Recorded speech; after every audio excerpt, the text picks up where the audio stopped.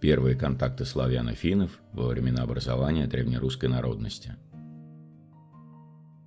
Как известно, древнерусская народность начала формироваться после распада прославянского языка в VI-VII веках. Именно в это время появляются самые ранние славянские заимствования в финских языках. Современные языковеды относят первые древнерусские заимствования примерно к VI веку, но некоторые из них предполагают, что в финском языке есть и более ранние заимствования. Давайте для начала посмотрим на некоторые эти свидетельства. Прежде всего, это прославянские заимствования в прибалтийско-финских языках. Утрату носовых гласных в древнерусском языке датируют около 850 года. При этом мы видим прославянские заимствования в финских языках с сохраненным носовым звуком. Давайте посмотрим. Прославянское слово «сундия» заимствуется в финский язык также с носовым звуком «сунтио», а в самом древнерусском языке позже утрачивается «судия». И далее прославянское «кунделе», финское «кунтало», но древнерусское «куделе», прославянское «унда» и эстонское «унд», но древнерусское «уда» или современные русские производные «удилище», «удочка» без носовых. Развитие полногласия, как яркой особенности в древнерусском языке, датирует также около 850 года нашей эры. Давайте посмотрим.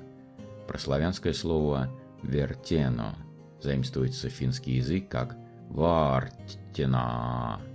В самом древнерусском позже развивается в полногласную форму «веретено». И далее. Прославянское «ворби», финское «варпунен» и древнерусское полногласное «воробии», прославянское «долто», финское «талтта», древнерусское «долото» или русское «долото», прославянское «полтино», финское «палтино» и древнерусское полногласное «полутино», прославянское «толкуна», финское «талккуна», древнерусское полногласное «толокона», прославянское «корста», финское «карста» и древнерусское полногласное «короста», прославянское «порху», карельское «парх», обозначающее «новый снег», и древнерусское «пороху». И также переход в «ч», прославянское «гачи», финское «катиот» и древнерусское «гачи», русское «гача». Датировки первых русско-финских языковых контактов по мнению различных языковедов. Началом нашей эры датировали русско-финские контакты эстонский языковед Пауль Аристе и финский языковед Эмиль Сателя. Большинство же языковедов датировали эти контакты V-VI веками. Это русский языковед Виктор Максимович Жермунский, финский языковед Валентин Кипарский, финский языковед Вильё Населя и немецкий языковед Макс Фасмер.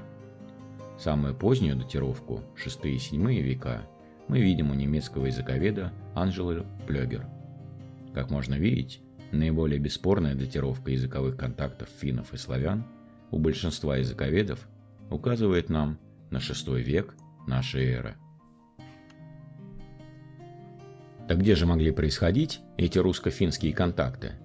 И какие археологические культуры могли принести слова из прославянского языка к финским народам в VI веке? Давайте взглянем на карту археологических культур того времени. Ответ, на мой взгляд, более чем очевиден, так как для VI века нашей эры и единственной прославянской археологической культуры, граничащей с финскими народами, была культура длинных псковских курганов, вероятные переселенцы с колочинской культурой. Культура псковских длинных курганов как раз образовалась по соседству с финскими народами в конце V – начале VI века. И именно на эту дату первых языковых контактов и указывает большинство языковедов. Позже на этих землях мы увидим уже летописные племена славян и кривичей. Но уже сейчас нам ясно, что первые прославянские слова финские народы узнали еще в VI веке, и самый подходящий источник этих прославянских слов можно считать культуру псковских длинных курганов.